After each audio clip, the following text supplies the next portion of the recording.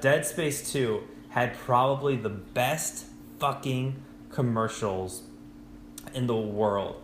So they had a campaign called Your Mom Hates Dead Space 2. And it was a series of like these middle-aged women watching gameplay of Dead Space. Oh, that's fantastic. I don't remember that, but I gotta look that up. Losing their shit. It's just them screaming, and then the reactions of like, I don't like that, and it just says Your Mom Hates Dead Space 2, which for a teenager who loves video games, that's the as much everyone loves their mamas, but there's just something about like your mom hates this. All right, I better check it out. I better play this.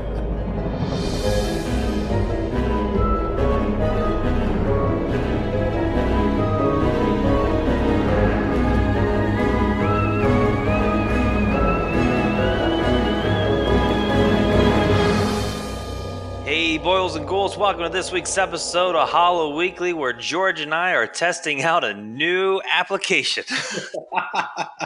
We are. We've been looking at some things to use to record guests remotely, and currently we are trying out Ringer. So at the end of the episode, if it sounds good, let us know, and if it doesn't, definitely let us know. That way we don't. If it doesn't, go to Ringer's website and let them know. Yeah. Tell them. Get all up in their business about it. I'll include their Twitter in their show notes. So we wanted to start off this week's episode quickly by just saying what have we watched this week. And you and I both, I think, watched the same damn thing. I watched a couple things, but we haven't been able to hang out as much as usual. So I actually wanted to catch up and see what you did watch. The only thing I know you watched is Train to Busan, which I watched too. So now it's fresh in your head. What'd you think? I really liked it. I saw Mark Bernardin on Kevin Smith's Fat Man on Batman. He had it in his top 10 films of the year. Mm-hmm. And I liked it a lot. It seemed like one of those films that like I would have watched. I would have had a real blast watching like back in high school with some buddies. You know what I mean? That's a great way to put it. No, it was really enjoyable. Are we doing spoilers? We gonna spoil some stuff if you haven't seen it? It just went on Netflix. So spoilers if you haven't seen it, check it out. It's on Netflix now. Yep. The only thing I didn't like was how they handled like who they set up as the bad guy. You know what I'm talking about? I know exactly what you're talking about, and I had sort of the same feeling, although I kind of admired. I have this weird I get fixed on weird details in movies, so. I don't know if you ever saw the movie The Perfect Storm, the George Clooney and Mark Wahlberg movie. Yeah, I never saw it, but I know about it, yeah. There's a scene in the movie where the ship gets hit by a thunderstorm. It's tossing and turning and waves. And George, there's a scene in the movie. That's the whole fucking movie. But there's a storm. there's a storm. Spoilers. But there's a moment where there's this little weight that's on the ship, and it's got attached a cord. And it comes loose when the ship's tossing and turning. And this little weight kills like half the crew and destroys like the whole deck. Like it just bounces around like a fucking pinball, like wiping everything out. And the bad guy in Train to Busan is like that fucking thing. Like he gets everyone killed. Like such a right? Like every time you turn around, you think he's gone or he's neutralized or whatever. He pops up and gets someone else killed. Like he is just this random like force of destruction, right? So I sort of admired how all in it was. I didn't like the actor, and I didn't like how they wrote it because it was super obvious. But man, they went all in on that fucking guy. That guy was. Yeah, I just wish he would have gotten it in a different way. I mean, they sort of did that by like him being able to acknowledge the fact that he was turning into a zombie. Like that was sort of it. Like his up and comings. But But I'm totally in the camp of, obviously of like Tales from the Crypt, where it's like I was just gonna say you're a Tales from the Crypt guy, and that is not balanced. That is not. that was not the balance I was looking for. I love how the zombies moved in that movie, though. Yeah, Like it freaked me the fuck out. yeah, they did. They did a great job with how they moved and choreographing, like even like the action scenes where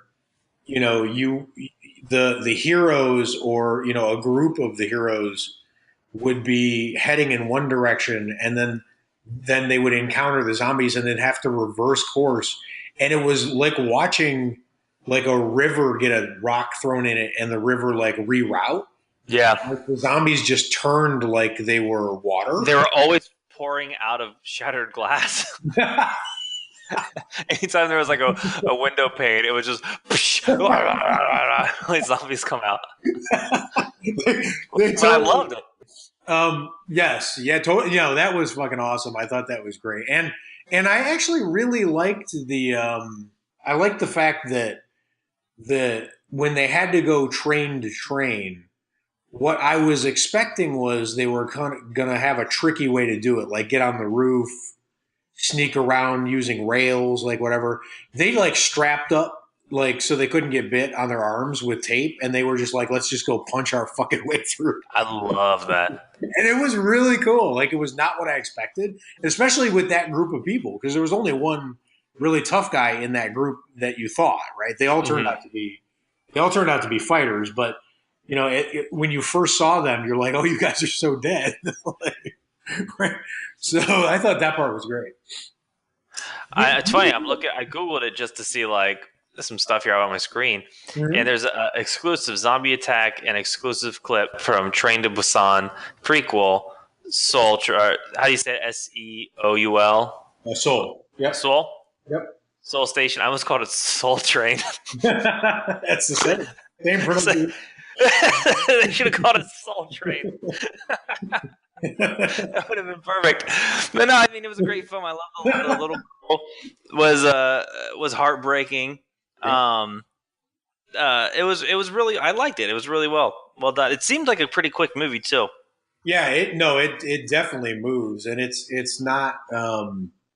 There's not like they sketch in the characters. They're not super deep, but they don't. There's not a lot of dead spots where you're getting like infodumps or exposition. You know what I mean? Like literally, the point where you're learning that the town's getting overcome by zombies.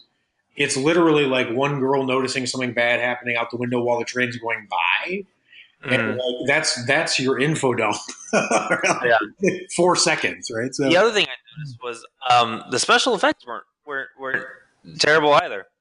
No, they were fucking good. But I mean that area of the world is really good at that. Like when I saw The Host, and I had some problems with that movie, but it blew my mind in terms of what I felt like they were pulling off on what budget they must have been using. You know what I mean? Because it felt epic. So yeah. Just what I also liked about it was a zombie film, but it was also like really bright. Yep. Like you think Walking Dead, you think of like that really dark, like brownish, dirty, sort of color. But this was like super fucking bright. I mean, it was all in daylight.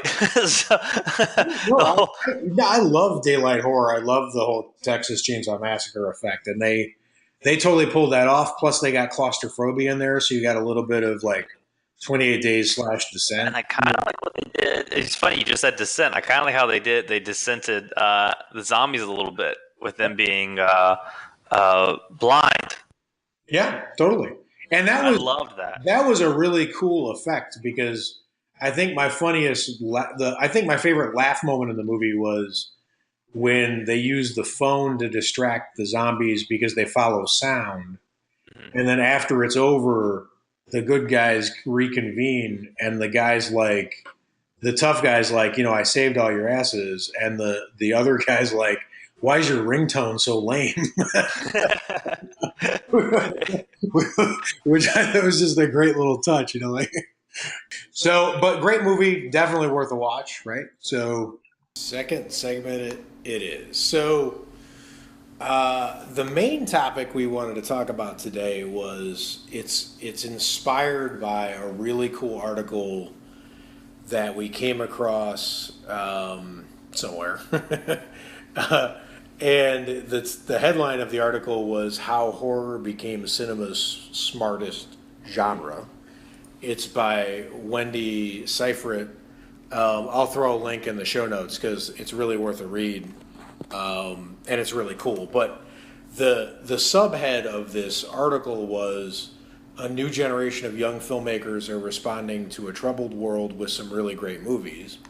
Mm-hmm. And then the first paragraph is horror films have always been a way to examine the world around us.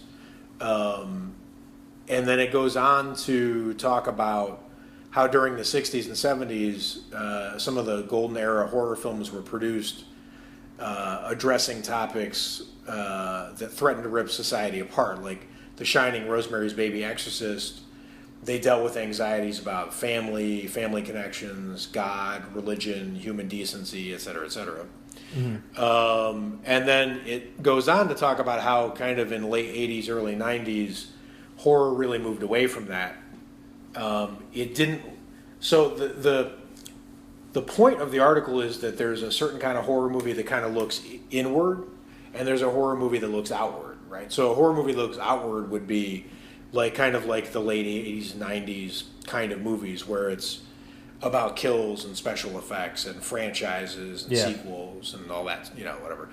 But now recently we've got this crop of movies that are basically like Get Out, Raw, The Babadook, It Follows, and it's like the genre is starting to look inward again.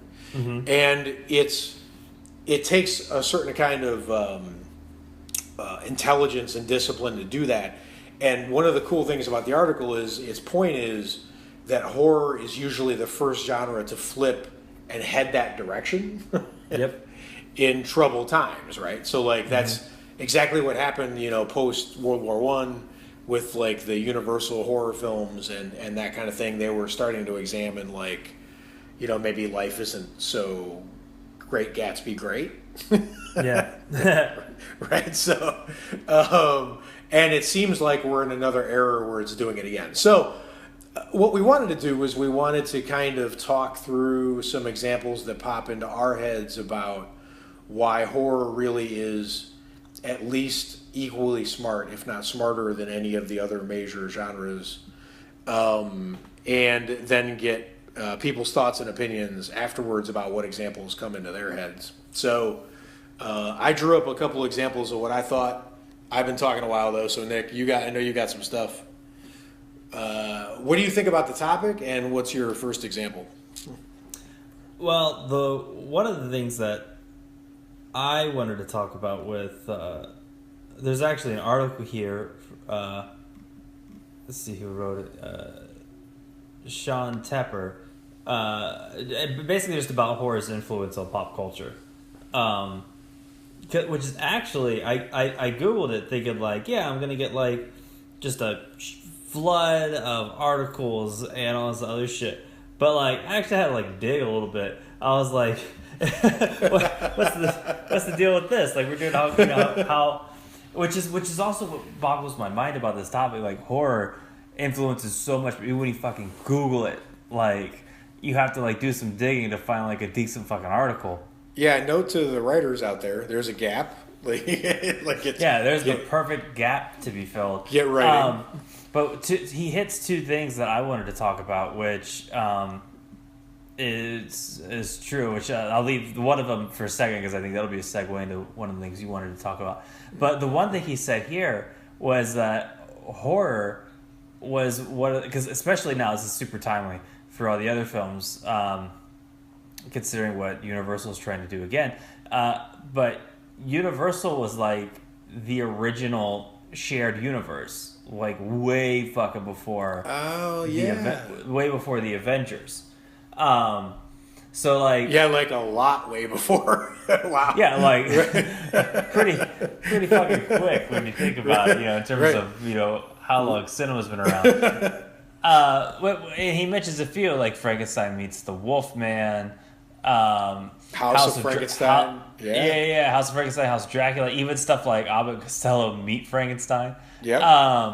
And he also mentions in 2003 with stuff like Freddy versus Jason, crossovers like that. So horror was the first, at least cinematically, to take iconic characters and mash them together, which obviously is a very it prints money over at Marvel. But that was led by fucking horror films. Like horror, like they were like, hey, what if the Wolfman met fucking Frankenstein? The fuck's the Wolfman meeting Frankenstein for? He has no business doing it, but they did it, and it works.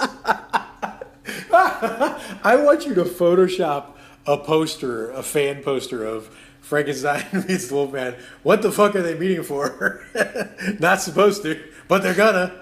Yeah, they're definitely going to. But it also they're doing it for entertainment and finances, but it also takes that extra level of thought. One, to think to do it, right? Yeah. And two is to think how to execute it and how these things kind of link up, right? So it takes that smarter step of can we pull this off, and if we pull it off, how are these pieces going to go together? And it drives fans wild, even just like with Penny Dreadful. Like, I didn't finish the last season, but it was when they had Dr. Jekyll in there, and I was like, oh shit, he's gonna be hanging out with Frankenstein, like, right? Like these two, these two doctors in the horror realm meeting up. Like it's like the most nerdiest fucking coolest thing in the world. But they were like, but the Universal Studios were the first cats to kick it off, which is actually kind of funny now that they're playing catch up. Yep. Since Marvel figured out how to like make it, print tons and tons and tons of money. Well, Universal, God bless them, they keep having to get put into a box where they're forced to do something, creative, where they don't want to necessarily, right? But then when they're playing catch up from behind or they're facing bankruptcy like they were in the 30s, that's their go-to move is, all right, fine, we'll come up with some good ideas, fine. even so I was even thinking of like, what was another horror crossover? But like fucking Puppet Masters versus Demonic Toys was another one that I remember. Well, and then, obviously I was intrigued by like the whole monster side of like Godzilla with all the running different creature, encounters, and then Godzilla versus King Kong, which had two different endings, one in Japan and one here, right? Because King Kong had to win in America. So, it's that kind of stuff. It just automatically, like you said, it activates the fans. But, horror seems to be the one that's cutting edge to be like, that's how you do it. And then the other ones come around 70 years later and they're like, oh, yeah. And it works. And it's cool. It's dope do as it. fuck to see. It's just dope to see characters. I agree. That actually really connects up interestingly with my first choice because, I was going to talk a little bit about a couple directors in horror. You out segue. You out.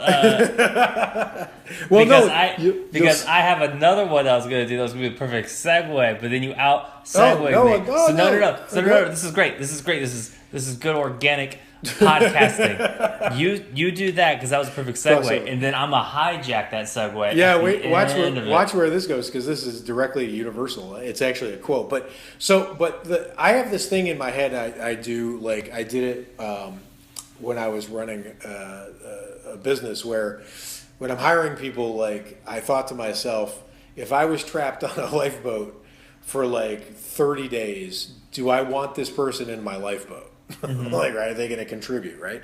And I looked at a whole collection of horror directors researching for this episode, and I was looking at like Hitchcock and Cronenberg and Wes Craven and like whatever.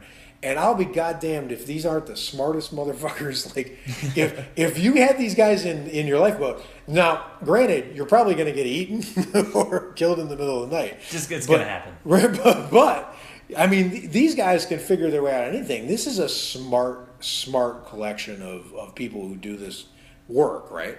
But I'm gonna go back to kind of like OG because I want to talk a little bit about Val Lewton because this guy not only did he create just an amazing body of work in horror, but there's something particular about how he did it. So there's an anecdote about him that says that when he was criticized back in the day for actually daring to have a message in his movies, his reply was, "I'm sorry, but I do have a message, and my message is that death is good."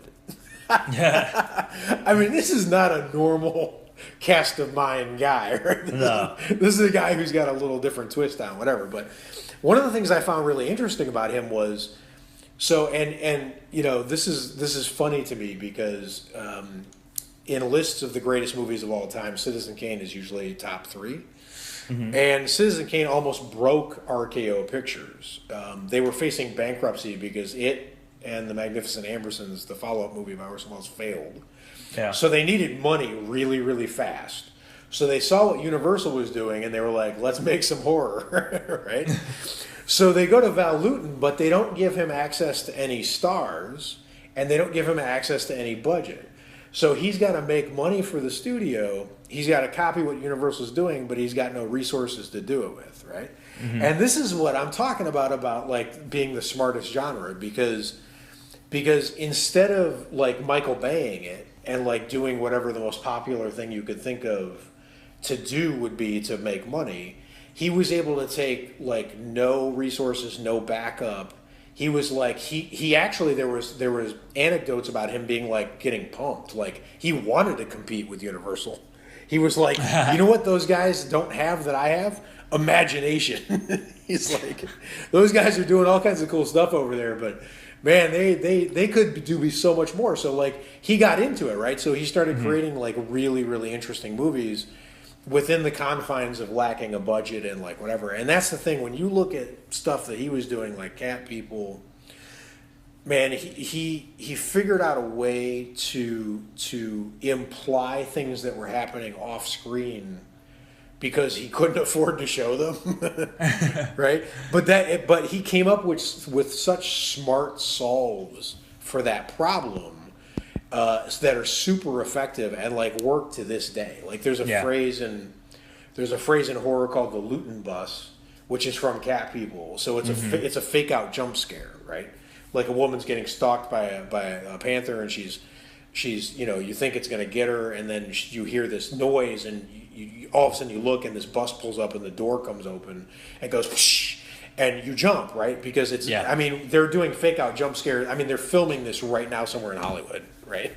Someone's doing a fake out jump scare right now. That should be a PSA, like you know how it's like every 7 seconds there's a car crash. It should be like every 3.5 minutes there's an independent horror film shooting a jump scare. That's right, exactly. That's totally true. Not to mention the fact that Val Lewton was like, so one little known fact about I Walked with a Zombie from 1943 is Val Lewton taking voodoo and injecting it into the novel Jane Eyre by Charlotte Bronte, which everyone had to read in school, and which was basically Pride and Prejudice's zombies is what Val Lewton was doing, but in 1943.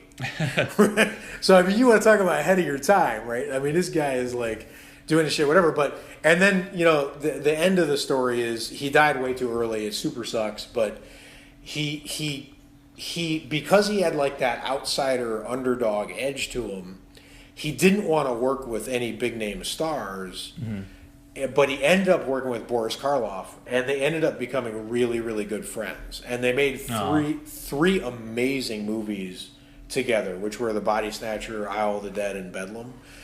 Totally worth watching and checking out. But you know, that's the thing, is this guy could figure out how to work with nobodies. He could work with big stars. He could work on no budget. He could work on some budget. And he still lives to this day. He's one of Martin Scorsese's favorites. He did narrated a cool documentary about him called like The Man in the Shadows or something like that. So, you know, that's the thing, is smart people solve problems. And this guy was up against a ton of problems, and he solved them in a way that we're still talking about now. So That's my first example. That's a good example. That has some influence on it. You see, Universal was in there, so the segue was.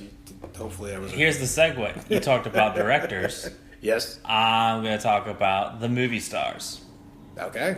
And actually, I see this in a lot of. I hate to bring this up just because I see it in like every fucking like movie website's list, like top Hollywood actors that came out of horror movies. But like, it's fucking true. Like, they're not wrong. It totally is true. They're not wrong. I can hate on them all goddamn day, but they're not wrong. But it's listed in the same article.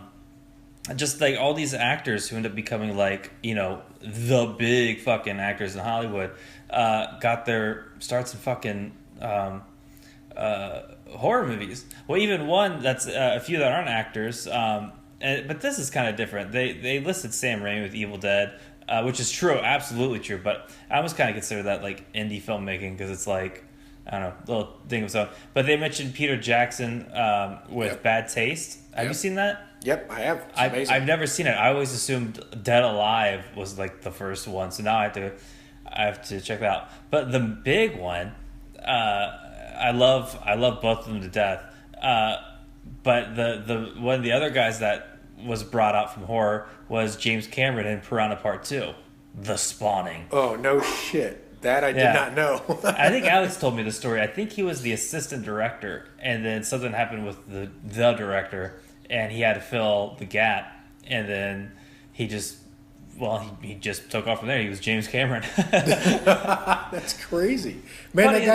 That guy's been doing movies set in water for fucking ever. I was gonna say that dude's been obsessed with water, so it's kind of funny that the fucking Piranha series started. But some of the actors they list in the article, of course, Johnny Depp with Nightmare on Elm Street, Jennifer Aniston, Leprechaun, Charlize Theron, Children of the Corn, John Travolta, Carrie.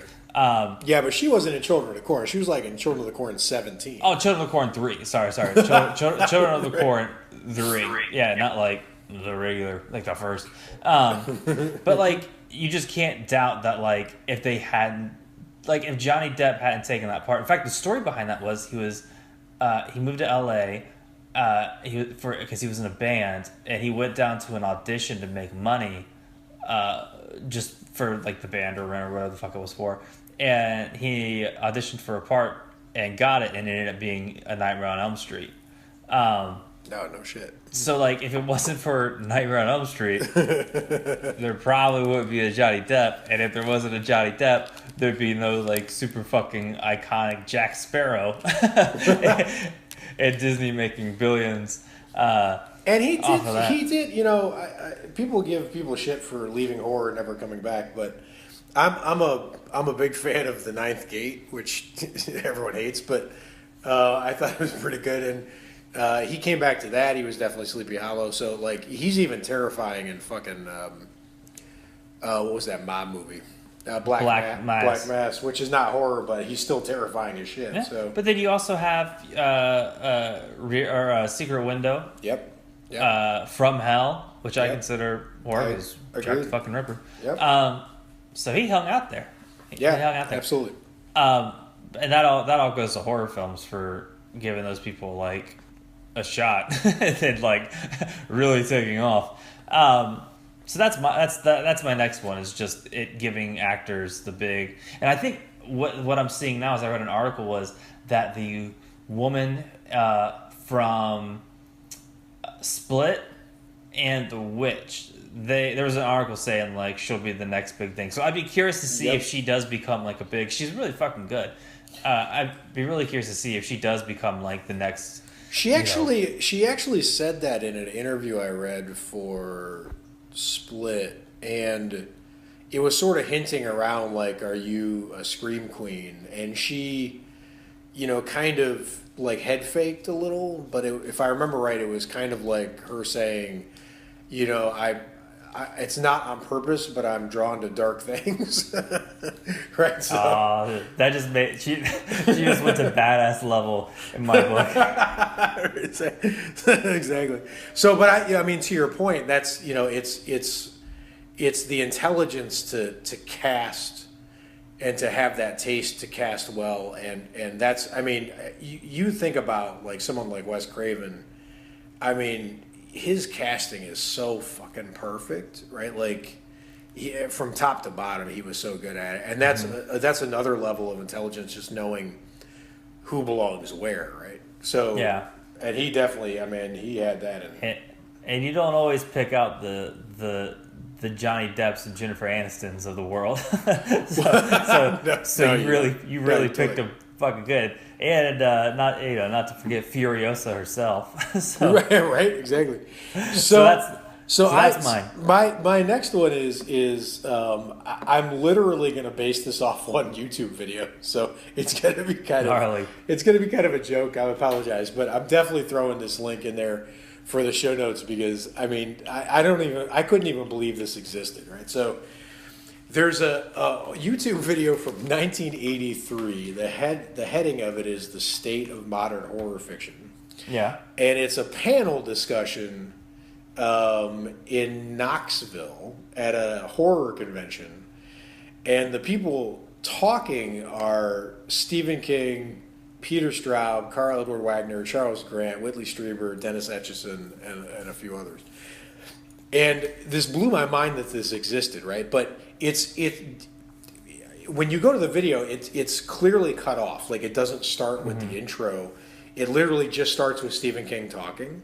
Yeah. And the very beginning is someone has asked him the question, even though you haven't heard it. Mm-hmm. Someone's asked him the question, why is horror fiction so popular? This is 1983, right? Yeah. And he looks up and down the table of the writers he's sitting with, and he looks directly at the person who asked the question, and he goes, because we're writing it.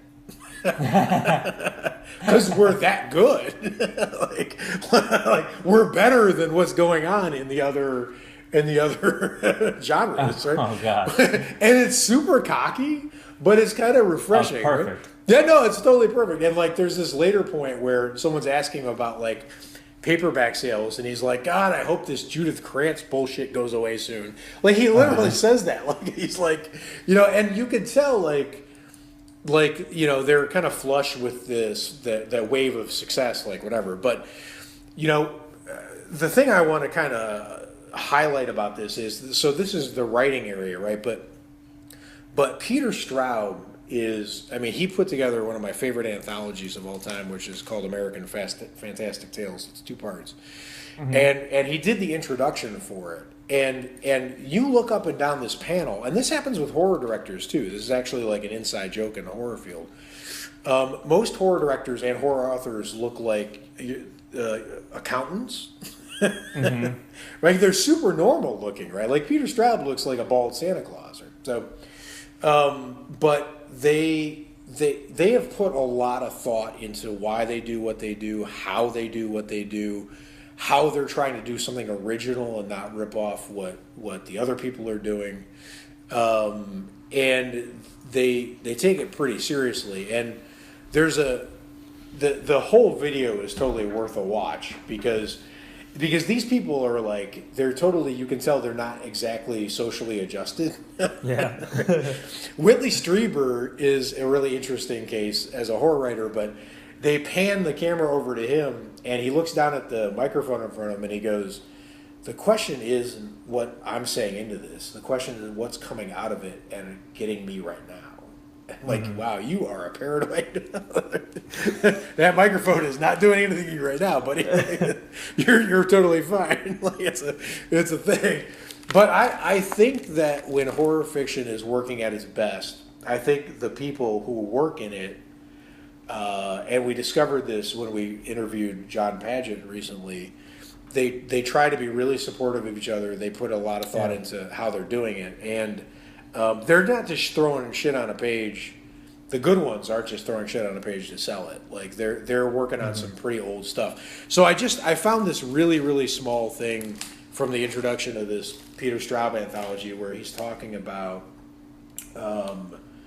this like a couple sentences here. So it says, a friend of mine who was raised speaking the ancient language of his country, Irish, which we wrongly call Gaelic, told me that when a long ago tale teller wished to summon children and silence the crowd, he would begin with a formula equivalent to, but better than, our Once Upon a Time. His formula was, long, long ago there lived an old man, and if you had known this old man, you wouldn't be alive today. And then he says, you can practically hear the wind blowing through that, smell the wood smoke and the burning tobacco. Right? So you got a guy who's like, when he's writing a story, what he's trying to do is he's trying to call back to like that old tradition of people sitting around a fire and scaring the shit out of each other. Mm-hmm. And he's doing it on purpose, and he's thought it through, and that's something that's not usual or common, right? Mm-hmm. So I think it's just a really cool example of the video speaks for itself. You got to check it out because Stephen King and his clothes, not circa 1983, fucking hilarious.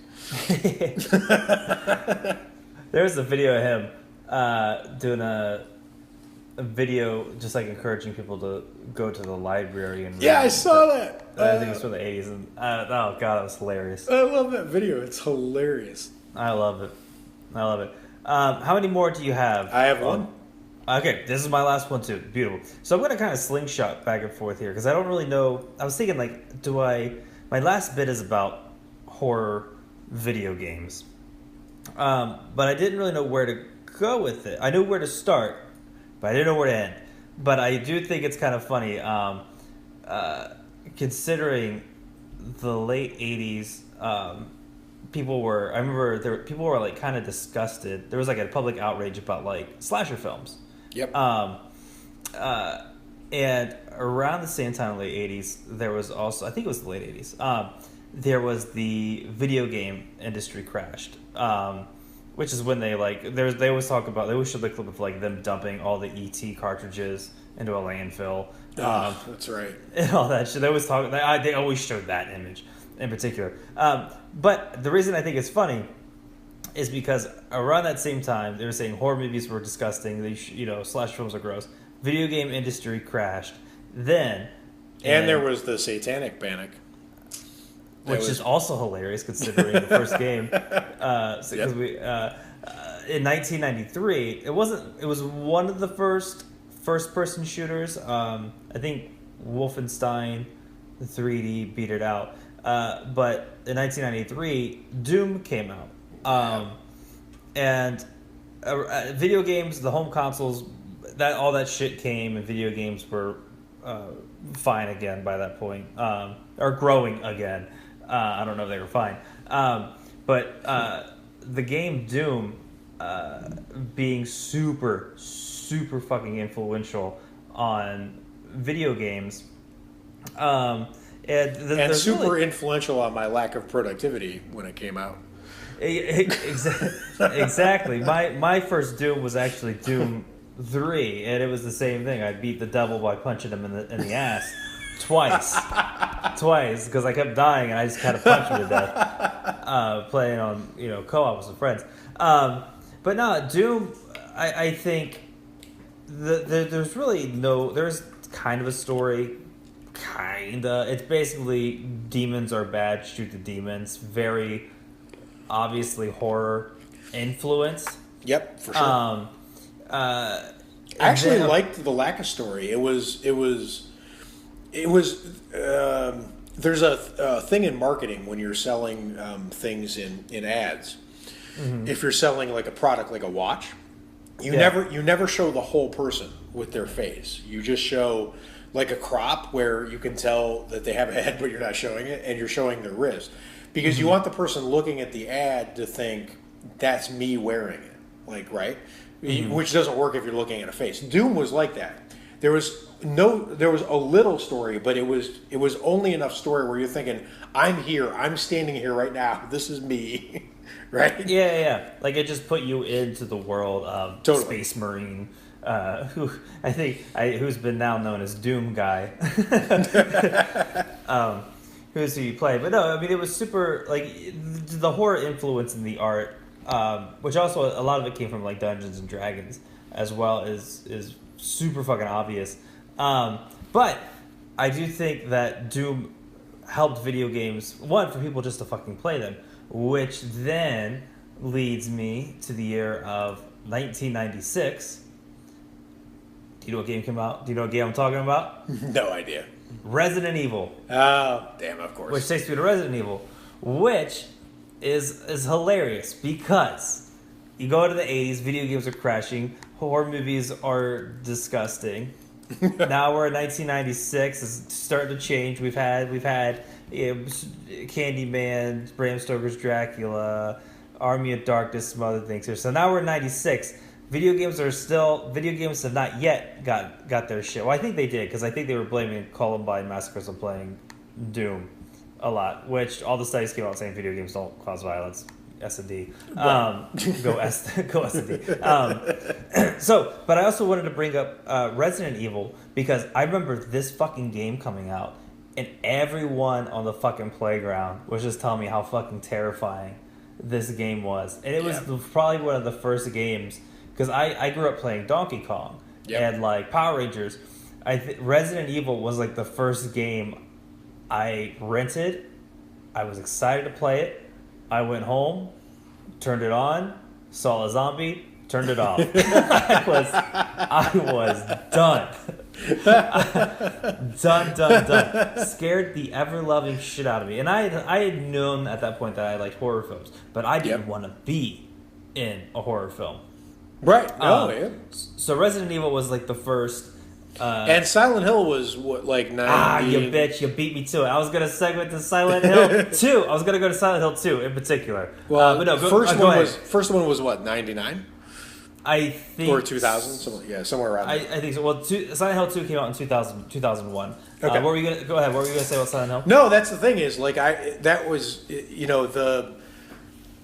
was a weird moment when I watched the Silent Hill movie that the scene where like the girl's handcuffed and the cop is getting confronted by that fucking horrible charging monster and the ash is falling and the cliff's cut off, like it was the first time that I thought to myself that I fell asleep playing a game and woke up and thought I was watching a movie, but I was playing a game. Yeah. Right? And that's a weird feeling because you kind of like mentally have to get on guard because if you're in a game, you got to do something, Mm-hmm. And that's that feeling. It makes you really jumpy. It's a really crazy feeling. But then I wanted to talk about go from Doom to Resident Evil to Silent Hill 2, and particularly because God, I have this thing. Akira Yamaka, I think I'm saying that right. His music, the music, holy fucking shit, is it scary. Silent Hill 2 was the first time where I would listen to, because I think the Resident Evil movie came out in like, what, 2000, 2001? Mm-hmm. So that's scary. But Silent Hill 2 was the first time I listened to a track, and I remember, I think the track had something to do with Pyramid Head, who we've mentioned on the show before as a villain. Yep. I think the song was called Betrayal, but it was the first time I heard a song that made me think about how, and this is going to sound fucking cheesy because you're describing music, but it was this really beautiful, I hate when people say it was beautiful, but haunting. I hate that. I fucking hate that. But that's exactly what the fuck it was. Well, it makes sense. And I remember thinking to it, like, I really like how this song's making me feel, but I feel gross. I don't know what it's doing. But holy fuck, is like the team behind Silent Hill, behind Silent Hill 2, fucking talented. Like, it's just fucking nuts. And both of them, people, no matter what, people always they admit they like the first Resident Evil film, and everyone knows that Silent Hill's a good movie. So it's very blatantly obvious that those two. Rotten Tomatoes doesn't know, but everybody else knows. Yes. Yeah, well, the Rotten Tomatoes, they know what they can do with their opinions. But then the last game that I wanted to bring up. And we talked about this recently, and you said you had played a little bit of it, was Dead Space. Yes. In particular, Dead Space 1, Dead Space 2. Yep. Which, funny enough, I actually played those games before I had watched Alien. Oh, no shit. Which is what that game is completely. What a weird sequence! Holy crap! It's so basically because the influence is like 1-to-1. Yeah, for sure. So I basically was like in Alien, walking around, and then I watched it. And then you're watching Alien, you're like, this movie ripped off Dead Space. Fuck this movie. No, yeah, exactly. But it made me like appreciate Dead Space like even more because like I thought Dead Space was cool, but then I saw Alien and I was like, damn, like the design of Alien just holds up no matter what fucking year it is. Yeah, no, it's that movie is creepy. That game is creepy as shit. And you know, Jenny, my girl Jenny, she's like, she's the world's greatest video game zombie marksman. Like she never misses. She kills, you know, thousands per minute. And she fled the room from Dead Space. There's something about the way that game is designed that is really, really anxiety inducing. Yeah, the mechanics in that game. So like Resident Evil in particular, like 1 and 2, it's just fill them full of lead until they don't get up. Silent Hill, defeating enemies varies depending on who you're going after. Dead Space, their main mechanic was shoot the limbs. Yes. You have to shoot the limbs off of them. That's then right. They're dead. Good most point. of the time. And then because if you don't, they had a lot of fake outs in Dead Space, which was great. So like you'd shoot it a few times, and then you'd walk past it, and it'd jump right back up and come after you. But the game at the time, the fucking each of these games, I think gameplay wise, were flawless, and graphically, they were fantastic. But what I liked about Dead Space was Resident Evil and Silent Hill both put me into like a world, but Dead Space made me feel like I was playing a horror movie. Does that make sense? Totally. That's exactly right. And that's the thing is, I think there was a bigger. I'm going to say this wrong because I'm not a gamer, but it felt like there was a bigger world of details you had to have in your head while you were working your way through Dead Space. Mm-hmm. But that's not exactly right. What it felt like was the details were more crucial.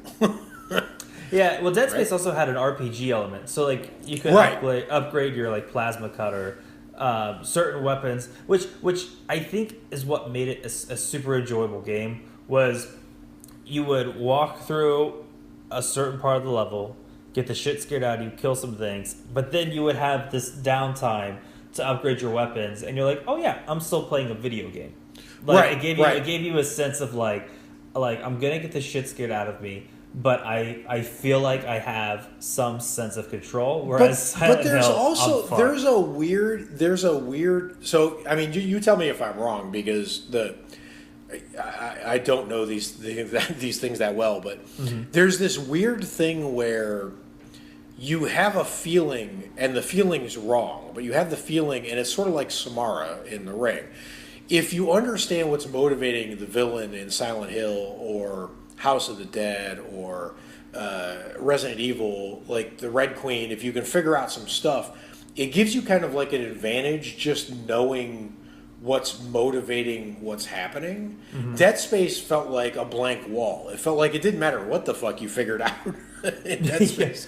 There was nothing to figure out except for you're going to die or, you know. Yeah, because I think it's in Dead Space 1 or 2, you find that like monument that had some sort of, that had something to do with the necromorphs. Yep. And you're like, all right, but I'm still fucked. Exactly. It was a super bleak feeling of just being totally fucked. That's exactly what it was. But but Dead Space, I remember there was a part where like this like tentacle like thing like grabbed you, and I had my friend Javon over, and the way the game is it's a third person game, which actually all of those are, except for Doom.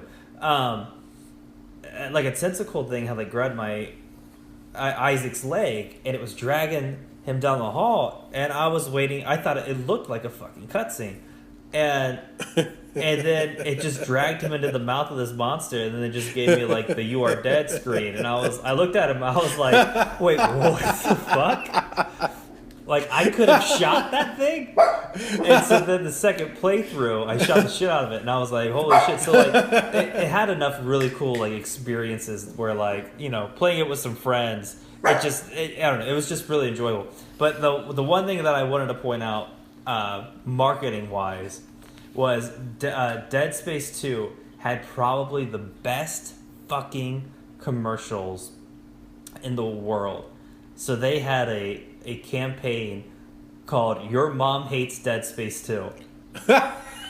And it was a series of like these middle-aged women watching gameplay of Dead Space. That's fantastic. I don't remember that, but I gotta look that up. Losing their shit. It's just them screaming, and then the reactions of like, "I don't like that," and it just says, "Your mom hates Dead Space 2," which for a teenager who loves video games, that's the as much everyone loves their mamas, but there's just something about like your mom hates this. All right, I better check it out. I better play it and see what this is. I think that is probably one of the best campaign ads for a video game I've ever seen in my life. Well, you just teed us up for the best segue to the final choice here, which I think both you and I can talk about simultaneously, because when we're talking about why horror is, and it's funny because I'm replacing smartest genre in my head a lot of times when we're talking with the most cutting edge genre, like ahead of its time, right?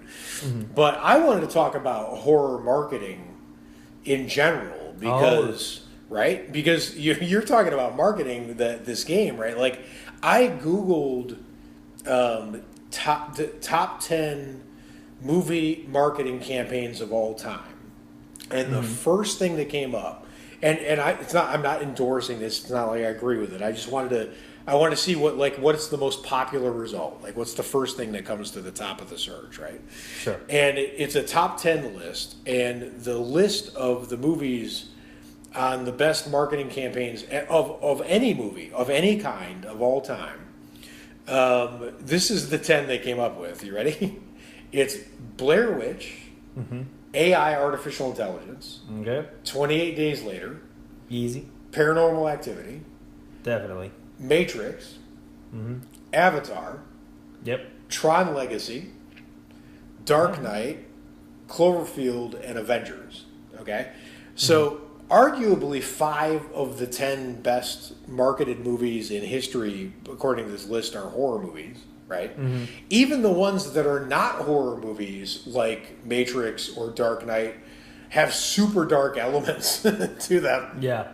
Right, that like make them, stick a toe into the pool of the horror field if they're not going to dive in, right? Because I don't think there's any way to outmarket like Blair Witch and Cloverfield, right? Like these were the best, and Paranormal Activity. Are you kidding me? So I still haven't fallen for a marketing campaign as hard as I did for Cloverfield back in the day. Right, totally, exactly. So I mean, but when you think about horror movie marketing, I know you. I mean, you talk for a minute about but I know in your head you've got to be thinking, if I got together, if there was like a convention. Right, for people who are going to tell war stories from having to market movies, you got to think that half the. Hold on a second.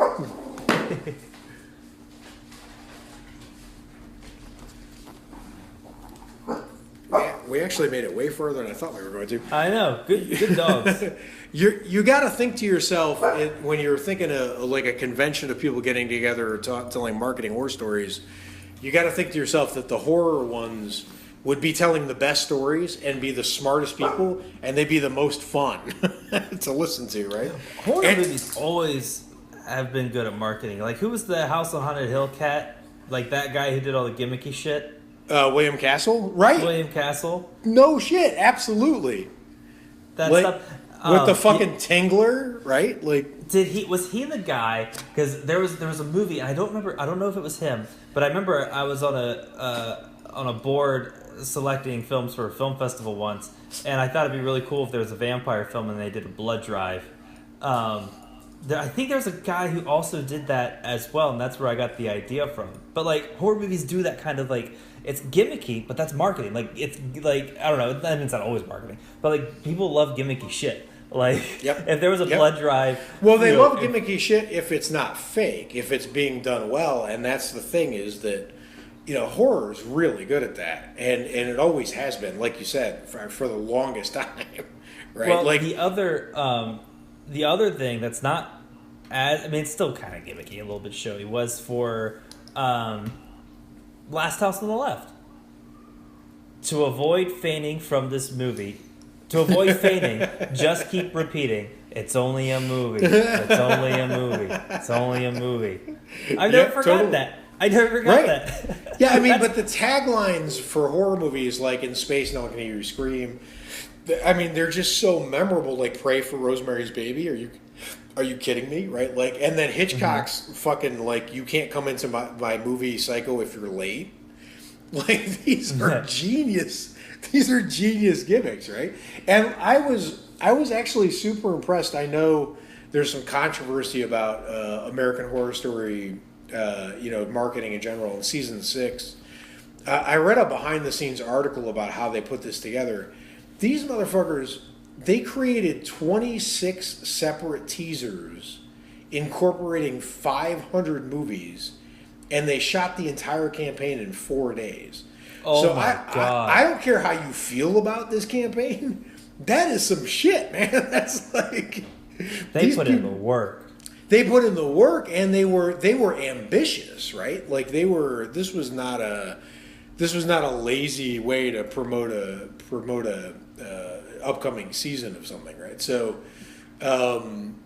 Just amazing. Like I think it really is, the horror genre is really, really cutting edge in terms of how it sells itself without selling itself out, in terms of marketing, right? And that's the last thing that popped into my head while I was kind of pondering the subject was, and I'm gonna spring this on you in real time. I just want to see. I want to play a game with you. I just want to see how you do, right? So bring it on, you dumb bitch. Okay, let's do it. So there are only a handful of movie directors whose names are descriptions, right?